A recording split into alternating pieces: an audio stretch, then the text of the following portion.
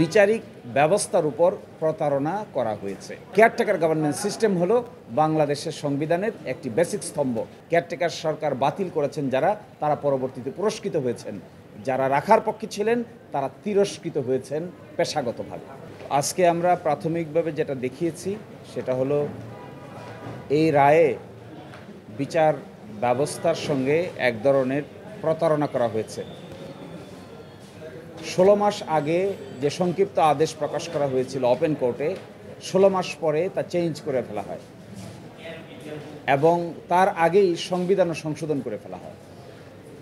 ফলে যে order pass করা হয়েছে সংক্ষিপ্ত আকারে আর যে অর্ডার পাস করা হয়েছে 16 মাস পরে বিস্তারিত রায়ে, তার সমালোচনা করেন মাননীয় বিচারপতি জনাব আব্দুল ওয়াহাব মিয়া এবং তিনি বলছেন যে যেটা পরবর্তী জাজমেন্টে যে আদেশটুকু এসেছে এটা প্রকৃত প্রস্তাবে মূল শর্ট আদেশের মধ্যে ছিল না এবং শুধু তাই নয়, মূল জাজমেন্টের মধ্যে লং জাজমেন্টের মধ্যে একটা নতুন প্রস্তাব দেওয়া হয়, অর্থাৎ যুক্তিসঙ্গত সময় 42 দিন পূর্বে কী ধরনের সরকার গঠন করা যেতে পারে এই মর্মে একটা প্রস্তাব দেওয়া হয়। অথচ শর্ট আদেশে এই ধরনের কোনো প্রস্তাবও ছিল না।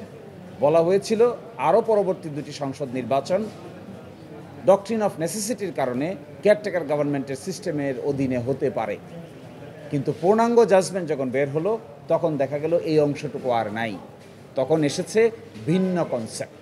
এই জন্য আমরা বলেছি এটাকে আইনের ভাষায় বলে কমিটেড ফ্রড আপন দি অ্যাডমিনিস্ট্রেশন অফ জাস্টিস।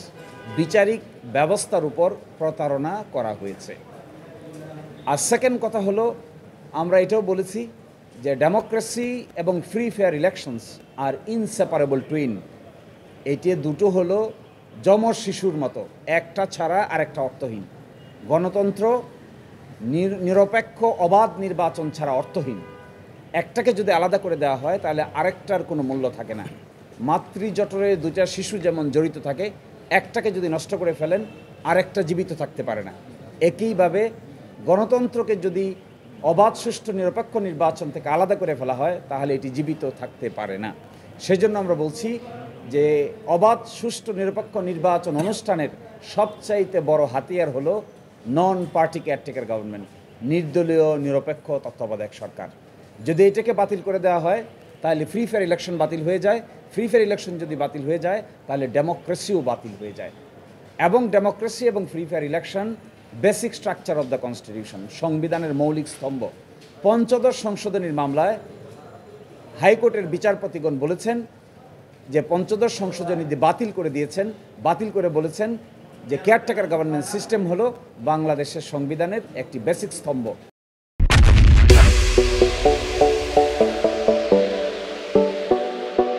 এই জন্য এটিকে বাদ করা সংবিধান সম্মত হয়নি।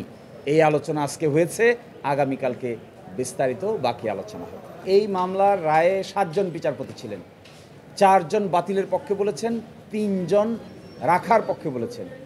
যে 4 জন বাতিলের পক্ষে বলেছেন তারা 4 জনেই একের পর এক প্রধান বিচারপতি হয়েছেন। কিন্তু যারা বাতিলের বিপক্ষে বলেছেন, অর্থাৎ কেয়ারটেকার গভর্নমেন্ট রাখার পক্ষে বলেছেন, তাদের একজন হওয়ার কথা নয়, বাকি 2 জন আর কেউ বাংলাদেশের প্রধান বিচারপতি হতে পারেননি, যদিও তাদের প্রধান বিচারপতি হওয়ার সকল যোগ্যতা ছিল। তাদেরকে সুপারসিড করা হয়েছে। এর মধ্যে একজন মাননীয় বিচারপতিকে 43 দিন অ্যাক্টিং প্রধান বিচারপতির 83 দিন অ্যাক্টিং প্রধান বিচারপতি রাখার পরে তাকে আর কনফার্ম করা হয়নি। আরেকজন মাননীয় বিচারপতি যাকে সুপারসিড করে জুনিয়র আরেকজনকে প্রধান বিচারপতি বানানো হয়েছিল, ওই দিন থেকে তিনি আর আদালতেই আসেননি। পরবর্তীতে তিনি নির্ধারিত সময়ের পরে এসেছেন এবং তিনি বিদেশে অবস্থান করেছেন। এরা কারা? এরা সবাই তত্ত্বাবধায়ক সরকার রাখার পক্ষে রায় দিয়েছিলেন।